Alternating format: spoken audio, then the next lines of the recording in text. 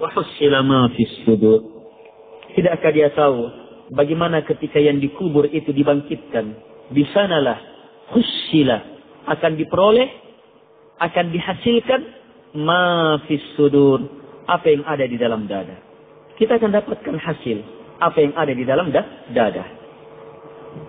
Cinta, benci, nilai cinta, nilai benci. Dan inilah takwa. Ini takwa.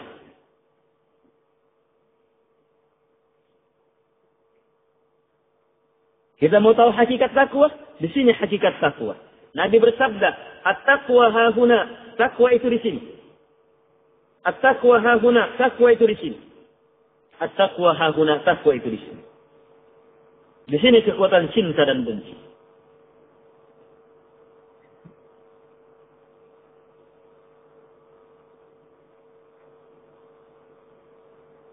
Jelas? Ingin meraih manisnya iman? Cintai Allah di atas segalanya. Dan nanti benar kalau kita mencintai yang Allah cintai. Cintai yang paling Allah cintai dulu. Rasulullah sallallahu alaihi wasallam. Kemudian selain Nabi, cintai pula karena Allah. Dan nanti benar kalau bergandengan dengan apa? Benci karena Allah. Membenci apa yang Allah subhanahu wa ta'ala benci. Setelah kita pahami ini, sekarang saya tanya. Pelaksanaan syarat pertama, syarat kedua, dan syarat ketiga, apakah memerlukan ilmu?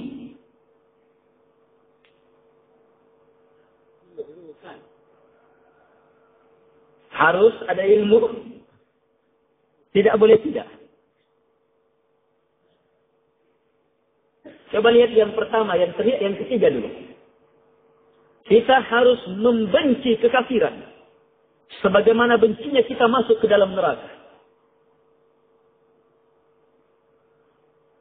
Perlu ilmu? Jelas sekali. Jangan salah benci kita.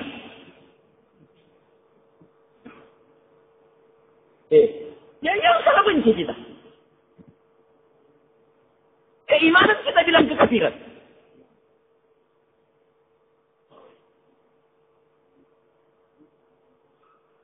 Ketauhidan kita anggap sebagai kesyirikan. Sunnah kita lihat sebagai bid'ah. Al-haq, kebatilan. Kezaliman adalah keadilan. Kita perlu ilmu. Kita perlu ilmu untuk mengetahui kekafiran. Kita perlu ilmu untuk mengurai, menjijikkannya, mengerikannya kekafiran itu, supaya lahir benci yang sangat kepadanya.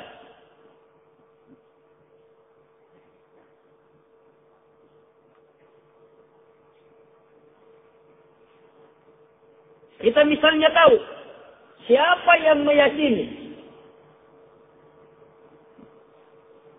ada yang bisa disembah selain Allah, kafir. Kita tahu ini?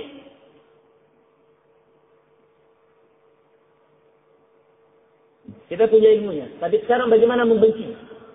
Perlu ilmu lagi? Dapat satu ilmunya. Sudah bisa menjadikan kita benci terhadap kekafiran sama dengan bencinya masuk dalam api? Belum? Kejar lagi ilmunya supaya bertambah bencinya. Kejar lagi ilmunya supaya bertambah bencinya. Karena itu mustahil bisa merasakan manisnya iman sementara tidak mau belajar.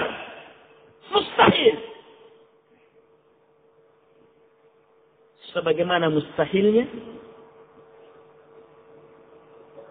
unta masuk ke lubang jarum.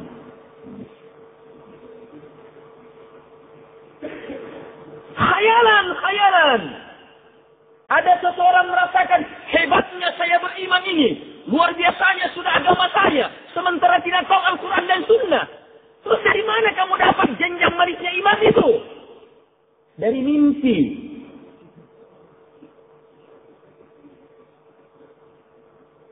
Dari perasaan. dari adat, dari tarekat, dari lontar.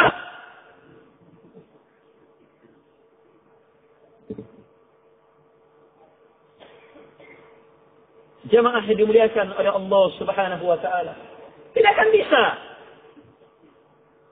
Ini ukuran paten dari Nabi sallallahu alaihi wasallam. Pikiran yang terdapat dalam hadis ini, pikiran dahsyat, luar biasa. Kehebatannya mengalahkan dunia beserta segala isinya. Ini nilai ilmu ini.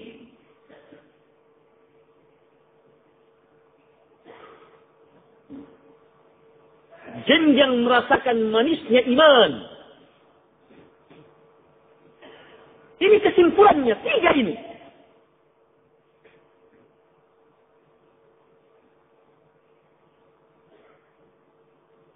Terus yang kedua, mencintai karena Allah. Perlu ilmu? Jelas. Jangan-jangan perbuatan yang kita anggap ini Allah cintai sementara Allah benci. Orang yang harusnya kita cintai ternyata kita benci. Orang yang harusnya kita benci ternyata kita cintai. Karena kita tidak punya ilmu.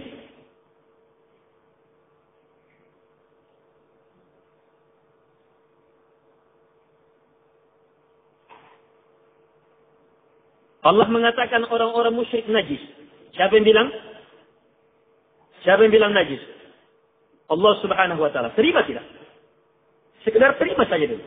Kita sudah sering dengar ayat ini. Terima tidak? Kalau kita muslim ini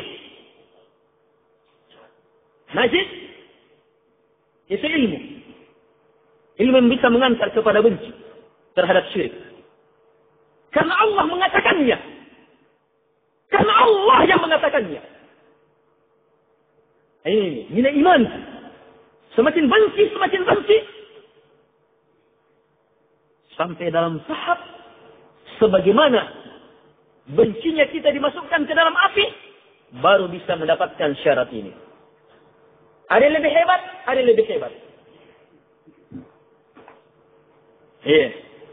Kalau dia sampai dalam kebenciannya, sampai ke dalam apa? Tahap. Iya.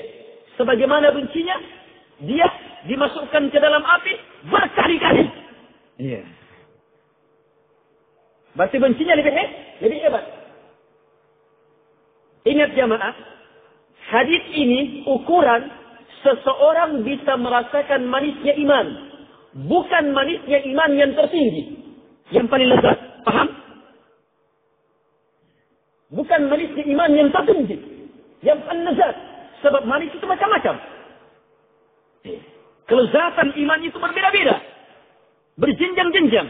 Yang jelas, ukuran terendahnya sudah bisa merasakan manisnya iman ketika kita sudah benci terhadap kekafiran sebagaimana bencinya kita dilempar masuk ke dalam api.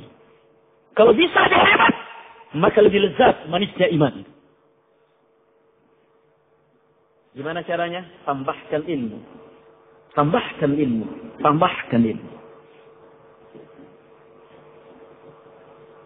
Jamaah yang dimuliakan oleh Allah Subhanahu wa taala. Jenjang al-wajud. Ini jenjang al-wajud. Wajada halawatal iman. Wajada, dia jumpai manisnya iman. Zaqa ta'amal iman. Jenjang zauq, merasakan. Manisnya iman, ini jenjang yang langsung Nabi ucapkan, tapi dengan syaratnya. 3 ini, tidak boleh tidak. Kalau kita perhadapkan 3 ini, dengan orang-orang yang menganggap dirinya sudah hebat agamanya, sudah bisa tidak sholat. Tidak sholatnya saja sudah keluar dari syarat keberapa itu? Keluar dari syarat yang keberapa itu? Jenjang manisnya iman ini jenjang tinggi nih. Jenjang merasakan hakikat iman. Inilah hakikat iman yang langsung ilmunya datang dari Nabi Muhammad SAW yang Allah turunkan melalui beliau. Bukan dari manusia. Bukan dari mimpi. Kalau tidak sholat. Iya. Itu melanggar yang mana? Yang pertama. Kedua. Ketiga. Masuk semuanya. Disinilah anehnya jamaah.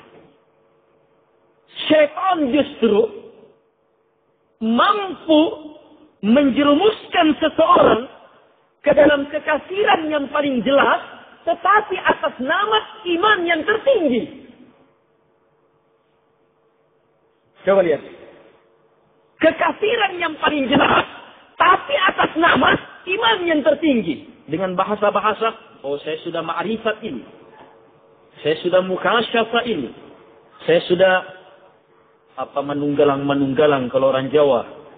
Iya. Saya sudah ini. Saya sudah tingkatan wali ini. Iya.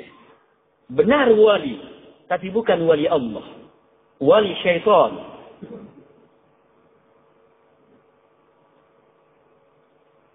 Jemaah yang dimuliakan oleh Allah Subhanahu wa taala. Orang-orang seperti ini bukan 1-2 orang di Indonesia. Banyak.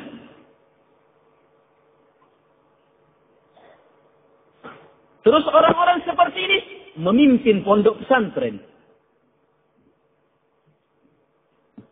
Ini memimpin pondok pesantren. Ditegur sama muridnya, kenapa tidak pergi salat pagi hari? Saya sudah sholat. Padahal hanya duduk-duduk. Sudah sholat. Iya. Terus ditanya di mana sholat? Sholatnya di mana lagi? Si santri yang tolol, oh iya, hebat ini guru saya ini. Jamaah yang dimuliakan oleh Allah Subhanahu wa taala. Jadi banyak orang yang dikeluarkan. Oleh syaitan. Kenapa? Kenapa keluar? Kenapa bisa keluar? Dan orang yang keluar sampai ke dalam jenjang seperti ini, itu juga tidak mau meninggalkan kekafiran ini. Tidak mau meninggalkannya. Sebab jamaah, kekafiran juga punya kelezatan. Sebagaimana iman punya kelezatan. Siapa yang merasakan kelezatan iman, dia tidak akan cari yang lainnya. Sebagaimana yang merasakan kelezatan kekafiran, dia tidak akan cari lagi yang lainnya. Kekal dalam kekafirannya, sebagaimana yang satunya kokoh di atas hidayah Allah Subhanahu wa taala.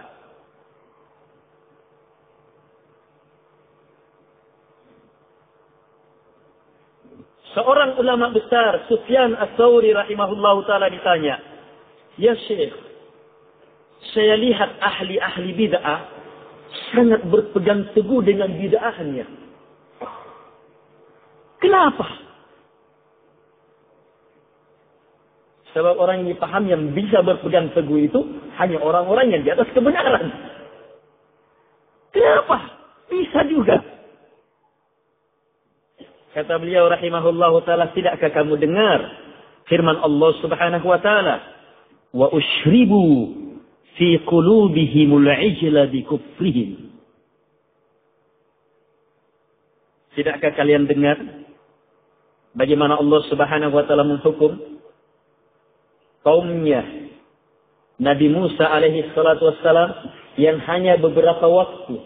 Nabi Musa duluan berangkat di tempat perjanjian dengan Allah Subhanahu wa taala ya. Kaum yang ditinggal hanya beberapa hari ini melakukan pelanggaran, mengambil Samiri, bertingkah melalui bekas malaikat. Dia merubah, akhirnya jadi anak sapi, anak onta, hijil. Jadi patungnya disembah. Akhirnya jadi apa? Disembah. Hanya beberapa hari. Apa akibatnya? Wa ushribu fi qulubihimul ijl. Dibenamkan, diresapkan ke dalam hati mereka al-ijl, penyembahan kepada selain Allah itu. Bikufrihim, dengan sebab kekafiran mereka. Jangan dibenamkan. Sesuatu yang dibenamkan, luar biasa, mengerikan. Makanya jangan heran kalau Nabi SAW bersabda, Innallaha la yaqbalu taubata sahibi bid'ah. Sungguh Allah tidak akan menerima taubatnya pelaku bid'ah. Bukan karena kalau dia mau bertobat Allah tidak mau terima. Oh tidak. Sebab berlaku firman Allah, Innallaha yaghfiru dzunuba jami'a. Sungguh Allah mengampuni semua dosa. Tapi kenapa Nabi bilang seperti itu? Kata Imam Ahmad, la yuwaffaq. Orang seperti ini tidak diberi taufik. Di mana mau bertobat? Sementara yang dia pelanggaran ini, bid'ah ini, dia yakini sebagai agama dan dia sudah rasakan manisnya. Manisnya kelezatan. Jelas? Orang yang terbiasa menggali sampah, bau aroma sampah saja yang tercium. Sebentar ada panggilan menggali bak WC. Ini sepanjang hidupnya. Antum kasih parfum, busuk. Parfum itu busuk bagi dia. Benar? Benar? Padahal ini apa? Sekedar rasa dari indera. Iya, bukan hati yang merasa. Apalagi kalau hati yang rasa. Hati yang merasakan manisnya maksiat, manisnya dosa, manisnya ini. Sangat mengerikan. Karena itulah ingin selamat dari sesuatu yang sangat mengerikan itu. Dari manisnya kesyirikan, kekafiran. Maka tidak ada yang bisa menggeser manisnya itu. Kecuali hanya manis yang lebih lezat. Manisnya iman. Tidak ada yang bisa menggesernya. Kecuali manis yang lebih lezat. Bisa dipahami tidak teori itu? Ini bukan teori. Ini ilmu. Yang sangat citu. Sekarang kita terlatih diri kita. Setiap kita punya kecerdasan. Kalau orang pandai melihat dirinya, dia pandai melihat kesalahannya. Dia pandai melihat cacat dirinya. Dan di antara kesalahan kita, ada kesalahan yang sangat sulit kita tinggalkan. Kenapa? Ada nikmat dalam kesalahan. Mau melepaskan diri dari itu, rasakan nikmat yang lebih besar. Baru bisa menggeser nikmat. Itu jelas. Sebagaimana dalam rasa nikmat yang lainnya.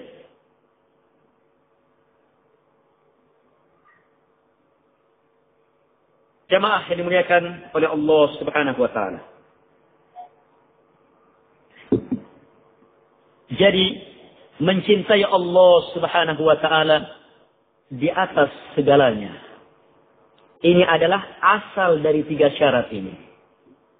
Cinta kepada Allah, cinta kepada Allah. Ini asalnya.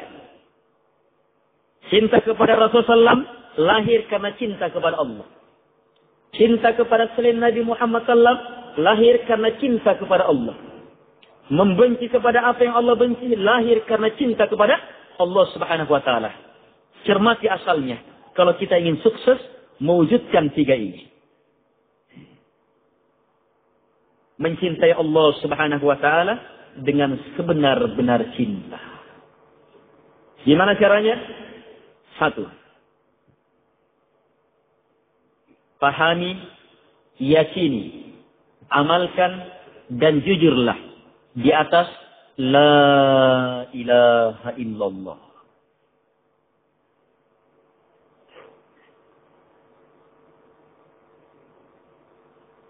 Cintai Allah melalui ini.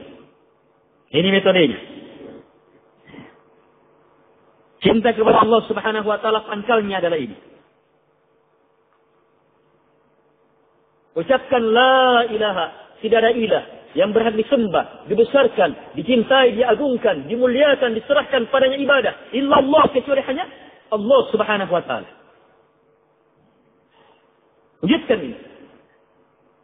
Tolak semua disembah selain Allah. Siapapun, apapun, kapanpun, dimanapun. Bekatkan hanya kepada Allah Subhanahu wa taala. Latih ini. Sering baca ini. La ilaha illallah. La ilaha illallah. Sering ucapkan. Termasuk apa ini? Ini ucapan termasuk zikir yang kapan dan dimanapun bisa dibaca. Dan tidak ditentukan berapa kali. Terus perhebat keimanan kita dengan itu. Cinta kita kepada Allah Subhanahu wa Ta'ala. Kita tolak semua disembah selain Allah. Kenapa? Sebab kita benci. Kita tetapkan yang berhak disembah hanya Allah. Kenapa? Karena cinta. Semakin kita tetapkan, semakin bertambah cinta. Semakin kita tetapkan secara jujur, Allah berikan cinta kepada kita. Yang dengannya kita semakin mencintai Allah Subhanahu wa Ta'ala. Kemudian, langkah selanjutnya. Perhebat la ilaha illallah dengan 3 kalimat yang lainnya. Subhanallah, walhamdulillah, wallahu akbar. Ini ucapan yang akan mengantar cinta kepada Allah Subhanahu wa Ta'ala. Subhanallah, maha suci Allah. Mengantar cinta. Cinta yang benar. Walhamdulillah, pujian pembesaran kepadanya. Allahu akbar. Membesarkan Allah Subhanahu wa Ta'ala. Cermati 4 kalimat ini. Dalami maknanya. Kita tidak membahas maknanya. Satu kalimat ini diurai maknanya. Sudah menghabiskan waktu berjam-jam.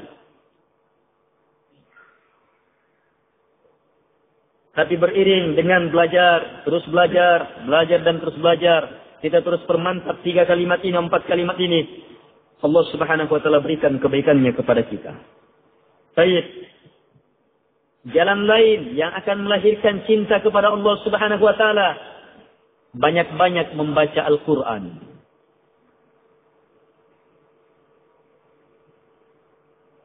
Karena cinta, karena ikhlas. Ini akan melahirkan cinta. Yang lebih. Tidak usah lagi tanyakan kenapa. Langsung buktikan. Membaca Al-Quran. Yang ketiga.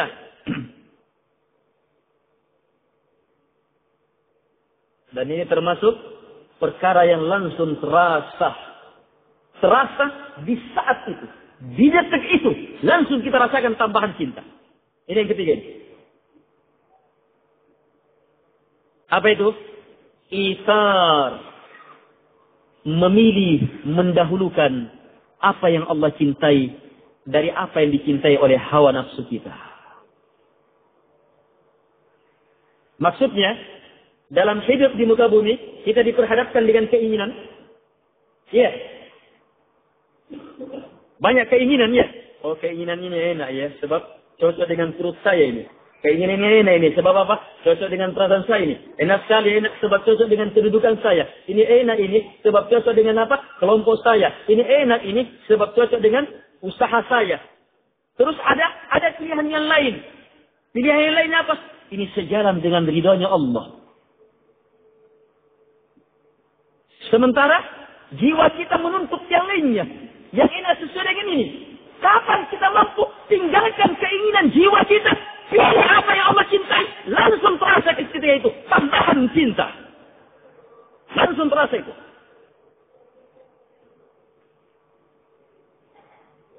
Ini itsar. Kekuatan itsar. Lebih mendahulukan. Mengutamakan.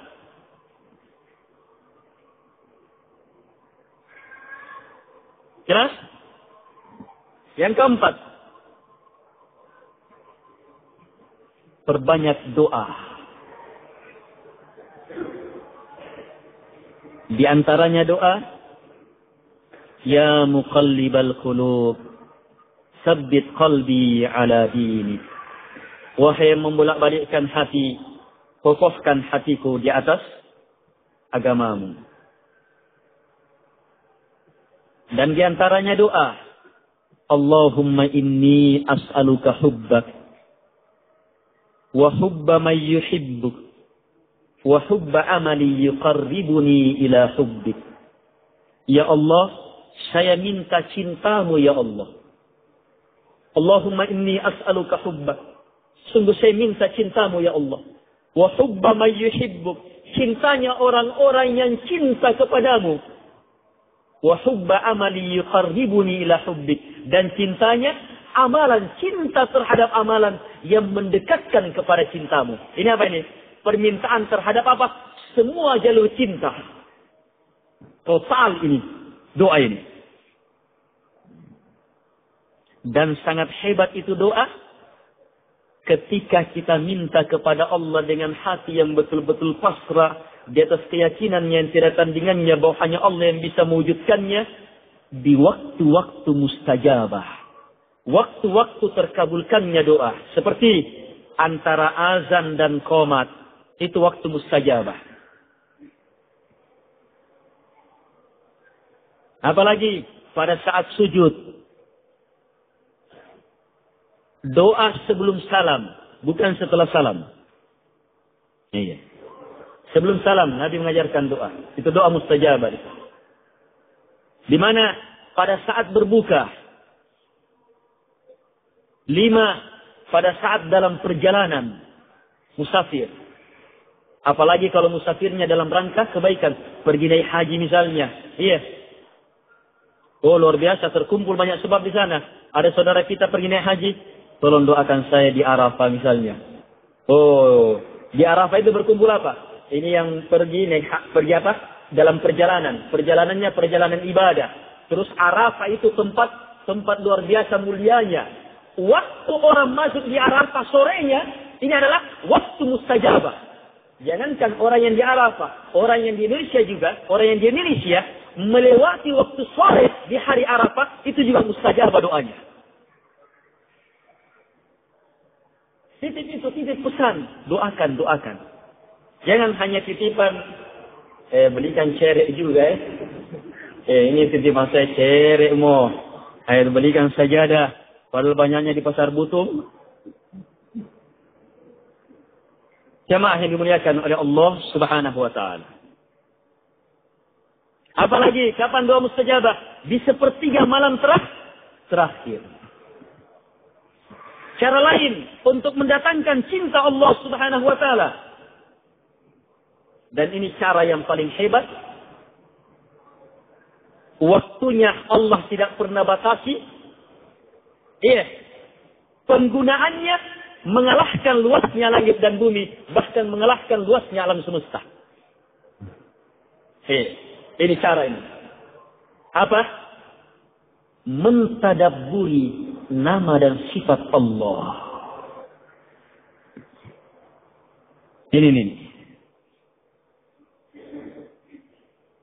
Ini pembahasan lain. Bagaimana mentadabburi nama dan sifat Allah sampai mewujudkan ibadah melalui nama-nama Allah. Ini pembahasan tersendiri. Luas pembahasannya. Tapi singkatnya, kalau benar tadabbur kita terhadap nama dan sifat Allah, lahir 2 doa. Doa meminta kepada Allah dengan menggunakan nama-namanya. Dan doa dalam bentuk ibadah. Ibadah kita dilandasi karena ilmu kita akan siapa yang kita sembah. Kita semakin mengenal Allah, semakin mantap ibadah kita. Semakin lahir cinta. Pelajari.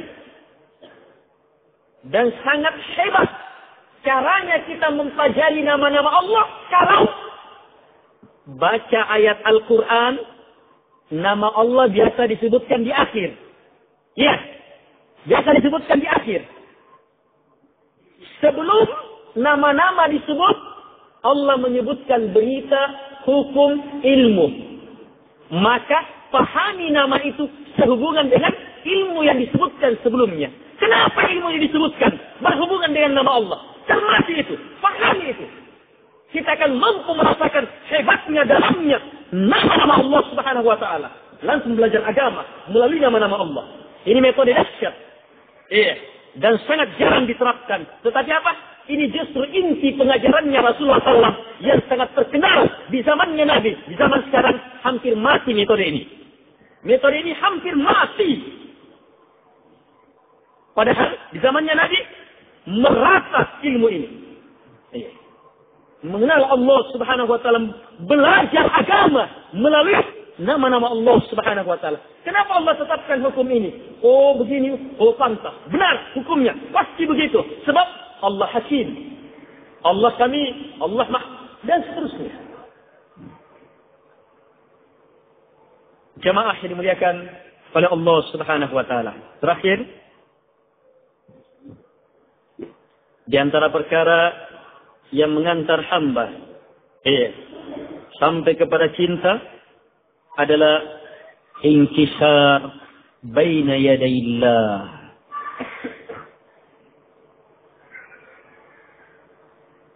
Dia mampu mengkondisikan dirinya inkisar, pecah di hadapan Allah Subhanahu wa taala. Ini apa? Ketundukan maksimal yang disertai dengan kepasrahan total, dengan betul-betul melihat dirinya tiada nilainya, yang disertai dengan melihat Allah, kehebatan, kebesaran, kemuliaan yang tiada tandingannya. Siapa yang bisa berdiri di waktu salat seperti itu? Tidak ada berdiri yang lebih mengalahkan berdirinya dia. Itu kekuatan cinta yang sangat hebat. Kalau dia meminta, berdoa dalam kondisi seperti itu, pasti diterima doanya. Siapa yang mampu berdoa dalam kondisi inkisar, pecah betul di hadapan Allah Subhanahu wa taala. Dalam arti apa? Itu tadi yang disebutkan. Kondisi-kondisi inkisar. Penyerahan total kepada Allah. Ketawakalan penuh hanya kepadanya. Di atas keyakinan betul-betul dirinya dan semua makhluk tiada nilainya. Tidak ada apa-apanya. Yang digandengkan dengan yang ada dalam pikirannya, pembesarannya hanyalah Allah. Allah, kebesarannya, kemuliaannya, keagungannya. Tunduk pasrah di hadapannya. Sebab sebagian orang berdoa, ya Allah, ya Allah. Tetapi apa? Dia melihat dirinya, saya juga bisa gini. Saya kayaknya juga bisa gini. Meminta kepada Allah, dia minta ya Allah berilah ini. Padahal ada titik-titiknya yang ada dalam hatinya, lanjutannya. Ya Allah berilah ini. Kalau kamu beri, tidak apa-apa kalau tidak. Ya, itu tidak inkisar.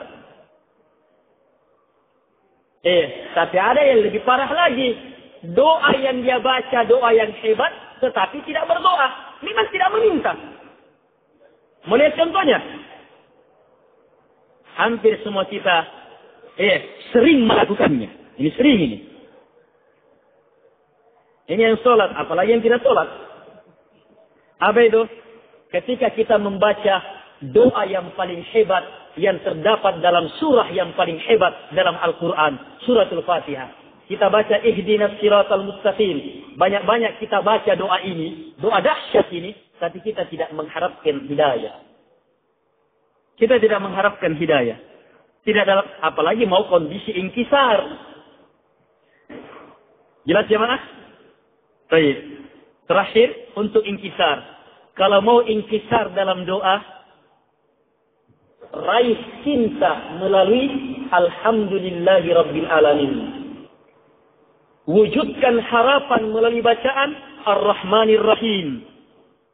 Kokohkan takut kepada Allah pada bacaan Maliki Yaumiddin. Ikhlaskan ibadah pada bacaan Iyyaka na'budu. Sempurnakan tawakkal dan isti'anah pada bacaan wa iyyaka nasta'in. Maka pasti ihdinas siratal mustaqimnya dijawab oleh Allah sebagaimana dalam hadis yang sahih, walil abdi ma sa'al, bagi hamba apa yang dia minta. Itu kondisi inkisar. Cinta penuh, harapan penuh, takut penuh, keikhlasan total, tawakal penuh. Hanya kepada Allah Subhanahu wa taala. Semoga hal ini ada manfaatnya jemaah. Lebih dan kurangnya mohon dimaafkan. Semoga yang kita sampaikan ini bermanfaat untuk kami pribadi dan kepada jemaah. Dan semoga hal ini menjadi amal kebaikan kita seluruhnya di hadapan Allah Subhanahu wa taala. Sekian subhanakallahumma hamdik. Asyhadu an la ilaha illa anta astaghfiruka wa atubu ilaik. Sallallahu alaihi Muhammad wa alihi wasallam.